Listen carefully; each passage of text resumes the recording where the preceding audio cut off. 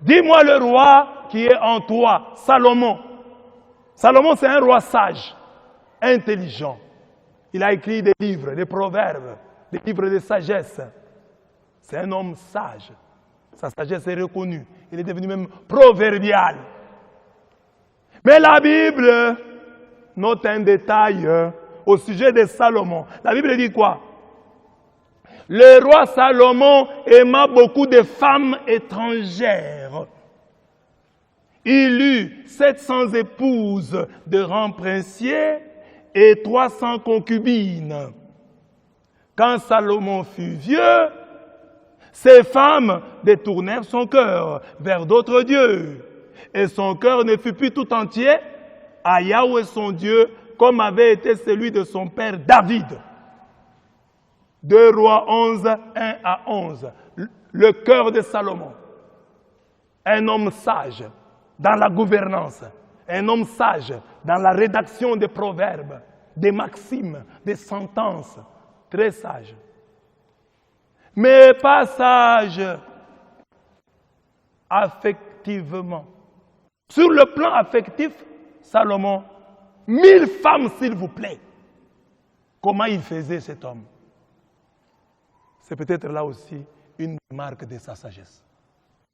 Parce qu'il y a des hommes qui ont une femme et qui n'arrivent pas à la gérer. Mais lui en avait 1000. Et 700 des rangs princiers, c'est-à-dire des enfants des rois, des enfants des princes, hein, des femmes qui avaient le sang bleu. Les femmes de haut niveau, de la jet set. 700. Et les autres là, 300. 1000. Si une femme c'est autant de problèmes, que dire de 1000 femmes? C'est peut-être là aussi une des marques de la sagesse. Mais la Bible note que ce sont ces femmes qui l'ont perdu. C'était des femmes étrangères, donc des païennes, qui avaient d'autres divinités et qui l'ont amené chacune à adorer son Dieu. Et le film de la vie de Salomon se termine mal. Lui qui nous a dit, mieux vaut la fin d'une chose que son commencement. Lui-même a mal fini. Pourquoi? Parce que Salomon était charnel. C'est ce que dit la deuxième lecture. Vous n'êtes pas sous l'emprise de la chair. Vous êtes sous l'emprise de l'esprit. Vous êtes des hommes spirituels. Comment Salomon en est arrivé là-bas? Je pense que c'est petit à petit.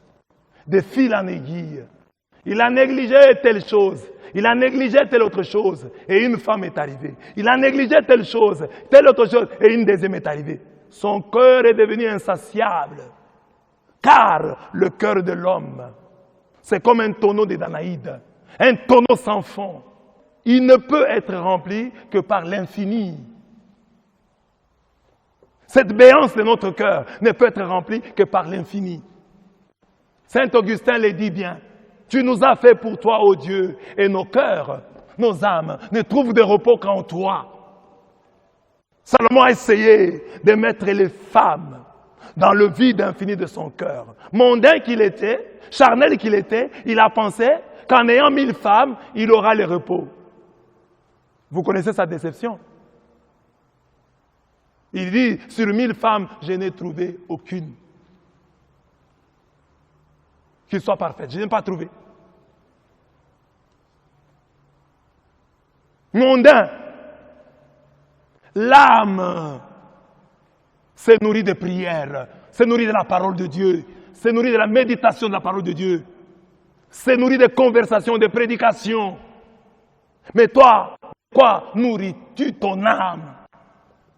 Des films pornographiques, des romans,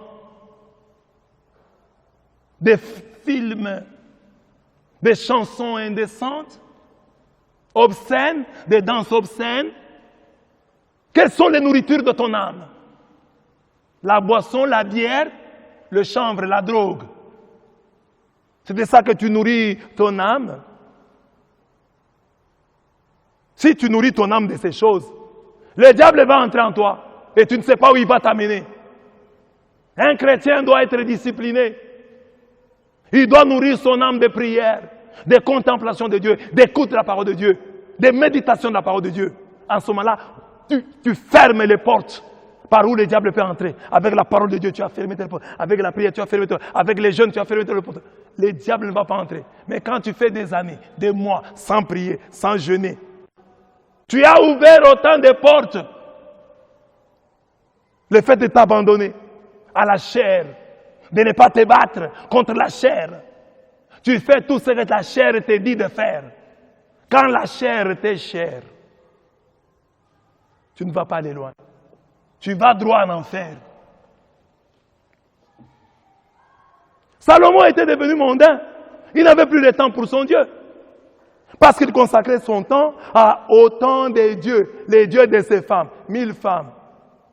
Si chacune des femmes avait son Dieu, c'est 1000 petits dieux. Ça veut dire 1000 petites préoccupations. Autant de dieux. Et nous en avons. Les dieux s'appellent le travail. Peut devenir une des femmes de Salomon. Ton travail là. Tu n'as plus le temps de la prière. Même quand tu rentres le dimanche, tu dois travailler. Tu es toujours à l'ordinateur. Les téléphones pour vous des gens, c'est devenu une petite divinité. Tu n'as plus le temps de la prière. Tout le temps sur Facebook, WhatsApp. Tu n'as plus le temps de te concentrer et de prier.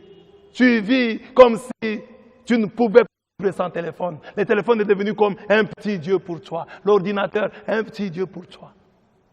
La télévision, un petit Dieu pour toi. C'est autant de femmes de Salomon que nous avons dans nos vies. Et quand elles sont là, elles nous empêchent de prier Dieu. 1000 femmes. Quand tu te concentres, chérie, oh, chérie, 1000. Chacune vient avec sa demande. Ne pensons pas seulement à cette polygamie, entre guillemets, matrimoniale. Il y a une polygamie sociale, une polygamie professionnelle, une polygamie au niveau des activités. C'est le nombre d'activités que tu as, le nombre de petites choses que tu as à faire, les programmes. Oh, je suis très occupé. J'ai beaucoup à faire. Le nombre de chats que tu as à fouetter, ce sont autant de femmes de Salomon. Elles t'empêchent d'avoir un dialogue en transcendance avec Dieu. Jésus-Christ est venu, hein? Lui, il est d'abord célibataire, il n'a pas de femme. Pour être 100% au travail de son Dieu, célibataire de A à Z, sans fraude, Jésus-Christ est notre maître. Pas célibataire par manque d'occasion. Dans son entourage, il y avait des femmes. Mais il est resté célibataire. Il a commencé par l'esprit, il a fini par l'esprit, notre maître. Il passait toute la nuit en prière, Jésus. Il avait fait de grands renoncements. Il dit, les oiseaux ont leur nid, les loups ont des tanières. Le Fils de l'homme ne sait même pas où reposer sa tête. Quel renoncement! Il ne vivait pas dans ses aises. C'était un ascète. Même si on dit il mangeait, il buvait. Mais c'était un ascète. Parce qu'il n'avait pas d'endroit où poser sa tête. Il n'avait pas de pied à terre. Jésus-Christ. C'était un SDF. Et tout le temps, il parlait de Dieu.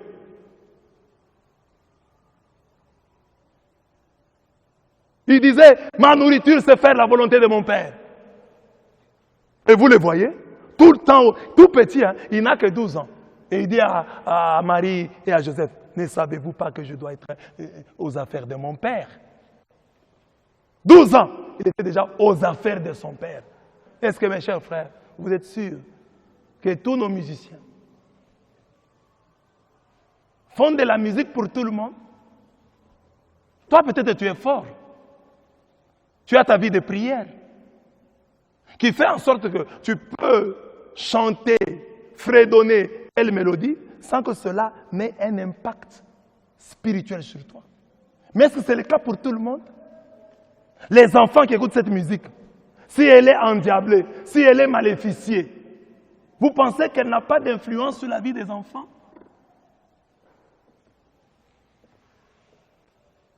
Moi, en tout cas, comme prêtre, quand je paye un habit, je prie sur lui. Je prie sur l'habit, je le bénis avant de le porter. Parce qu'aujourd'hui, Les fumées de Satan sont même entrées dans l'église. Le diable est partout.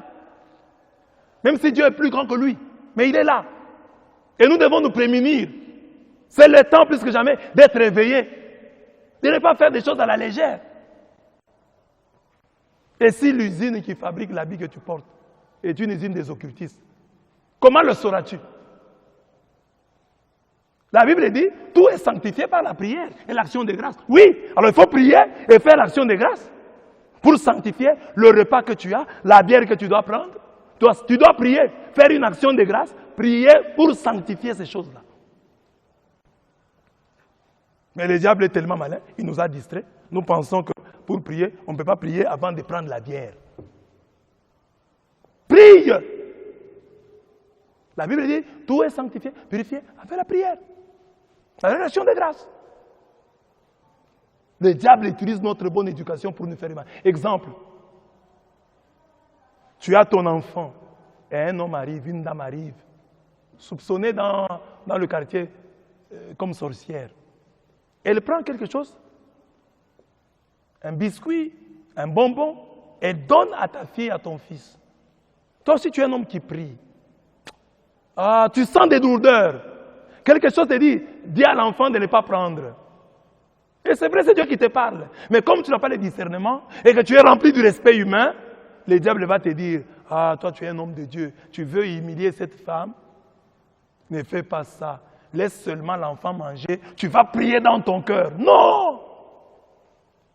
Prends les bonbons, dis à l'enfant, tu vas manger à la maison.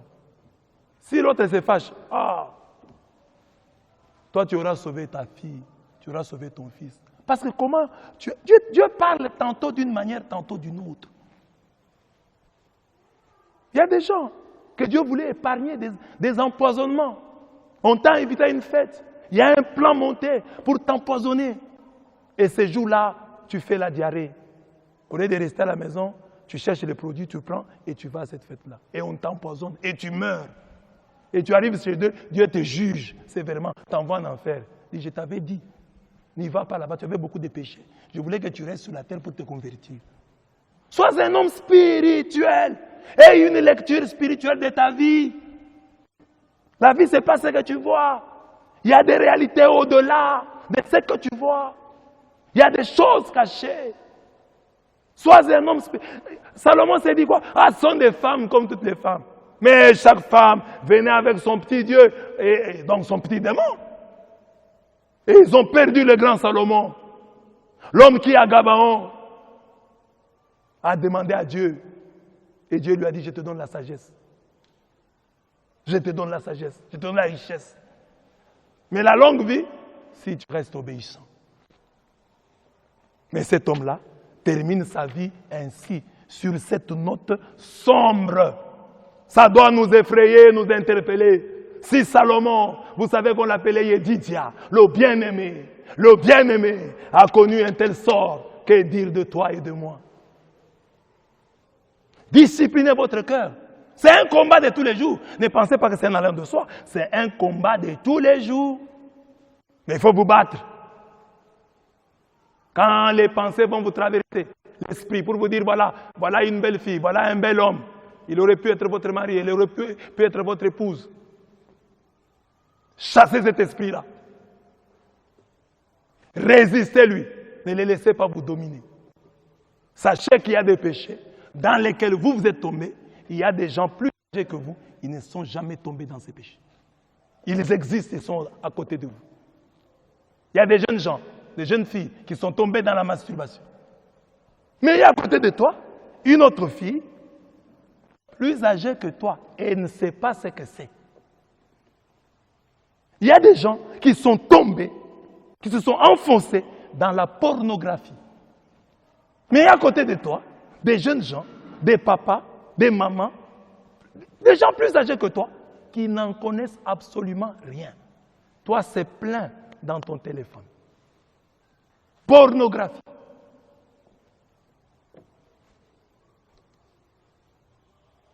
Il y a des gens de ton âge, moins âgés que toi. Ils ne savent pas comment on avorte. Comment on fait avorter. Mais toi, tu sais. Ne te glorifie pas. Il y a des gens, Ce sont ces gens-là qui seront tes juges au dernier jour. Ils te diront, nous avons écouté les mêmes messages. Nous avons vécu à la même époque. Nous avons les mêmes tentations. Mais nous avons résisté. Chasse l'esprit des pharaons. Il y a des gens qui ont ton âge et un peu plus âgés que toi. Ils ne sont jamais entrés en boîte. Et ils ne sont pas moins civilisés pour ça. Mais toi, tu es un jeune chrétien. Tu passes toute la nuit. Et plusieurs fois, tu as déjà passé des nuits blanches dans des boîtes de nuit. On te connaît même dans des boîtes. Quand on te voit, on t'appelle client. Client, bonjour, tu es venu encore aujourd'hui. Tu as des dettes dans des bars. Même pendant ces confinements. Dans le bar, là, on te connaît. Dès qu'on te voit, on t'accueille derrière. Tu as un endroit. On t'introduit même dans la chambre du propriétaire. Tu vas aller prendre la bière là-bas. Tellement on te fait confiance. Tu es un client.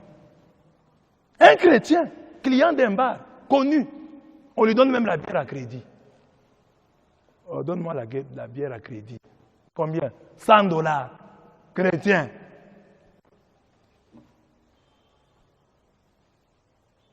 Il y a des jeunes gens. Il n'a encore que 20 ans. Il est déjà entré dans une maison de prostituées. Et la prostituée là peut avoir l'âge de sa mère ou de sa grande sœur. Une vieille prostituée de l'Ancien Testament. Tu es un jeune, tu as 17 ans, 18 ans. Tu as déjà touché à la drogue. Tu fumes du chanvre. Mais tu trouves un papa plus âgé que toi. Il n'a jamais touché ni au chanvre ni à la drogue.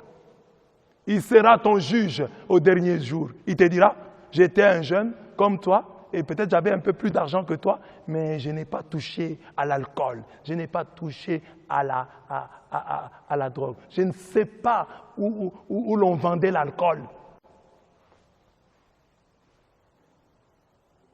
Quand nous on croyait en Jésus-Christ, vous citez ce texte de Jacques 4,4. Jacques 4,4. On nous disait, ne savez-vous pas que l'amitié pour le monde est inimitié contre Dieu? Qui veut être ami du monde et ennemi de Dieu? Ce sont les versets qu'on entendait. À longueur de journée, Jacques 4,4, Jacques 4,4, Jacques 4,4. Celui qui aime le monde est ennemi de Dieu. Mais nous sommes des chrétiens, nous aimons le monde. Un musicien qui t'appelle le diable. Et tu l'aimes. Tu aimes le diable. Ah, tu peux être spirituellement fort au point que ces choses-là n'aient aucun impact sur toi. Mais si tu ne l'es pas, mais si tu n'es pas fort spirituellement, qu'est-ce qui va se passer? Qu'est-ce qui va se passer si tu n'es pas fort spirituellement? C'est une grande interpellation pour nous.